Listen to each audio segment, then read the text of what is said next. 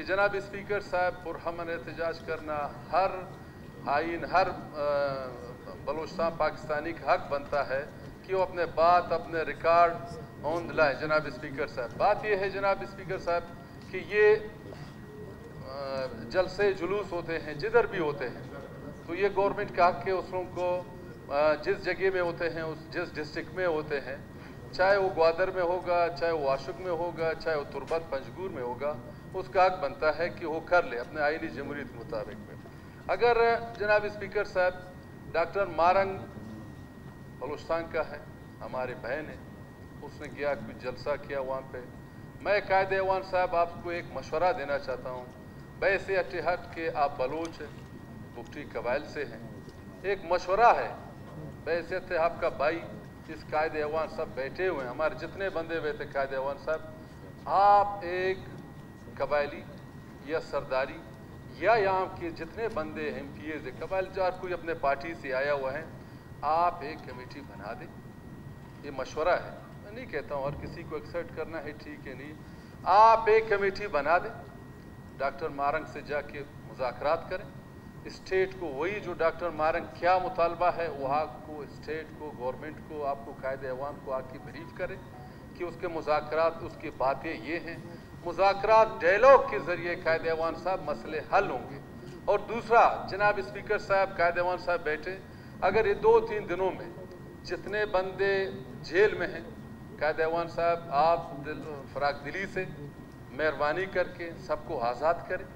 होते हैं जलसे जुलूस होते हैं, और आजकल जनाब स्पीकर साहब ये सोशल मीडिया का दौर निकला हुआ है, खुदा रहा कायदे ऐवान साहब इस बदबख्त सोशल मीडिया को बंद करूं, मैं कहता हूं पूरा बलूचिस्तान से बंद करूं। ये पता नहीं कायदे ऐवान साहब, ये सोशल मीडिया उठ रहा है, किसी को गाली दे रहा है, किसी को पता नहीं क्या क्या कह रहा है, ये पूरा निज़ाम इस सोशल मीडिया ने तबाह बर्बाद किया हुआ है। अगर चुप हो जाए कहता है सबसे बड़ा बेगैरत यही है, चुप है। अगर बात करे कहता है इसको देखो कि ये सोशल मीडिया में इसने जवाब दिया। आदमी हैरान है, दोनों तरफ से जनाब स्पीकर साहब फंसे हुए। अभी मैं कहता हूँ एक ऐसा हाई रूल है पूरा बलूचिस्तान में सोशल मीडिया को बंद करें, वही पुराना सा मोबाइल हर किसी के जेब में होगा जनाब स्पीकर साहब, ये सादा सा मोबाइल, हर कोई बात करेगा, बस ठीक है, हर कोई अपना आवाज़ जिधर भी हो सकता है, ये हो जाए जनाब स्पीकर साहब। जो वजह साहब बात ये है, मैं कहने की ये बात है, यकीन करें जनाब, अभी जिसको गाली दिया है सोशल मीडिया में, हमें भी मुआफ़ नहीं किया हुआ है। उस दिन हम आ रहे थे असेंबली में, तो किसी ने पूछा कि आप ग्वादर जाएंगे नहीं जाएंगे, हमने कहा भाई हम एक जमात से ताल्लुक़ है, जमात उलमा इस्लाम से ताल्लुक़ है, हमारे पार्टी, हमारी आइन, जो हमारे पार्टी हमें कहेंगे हम उसी के मुताबिक चले।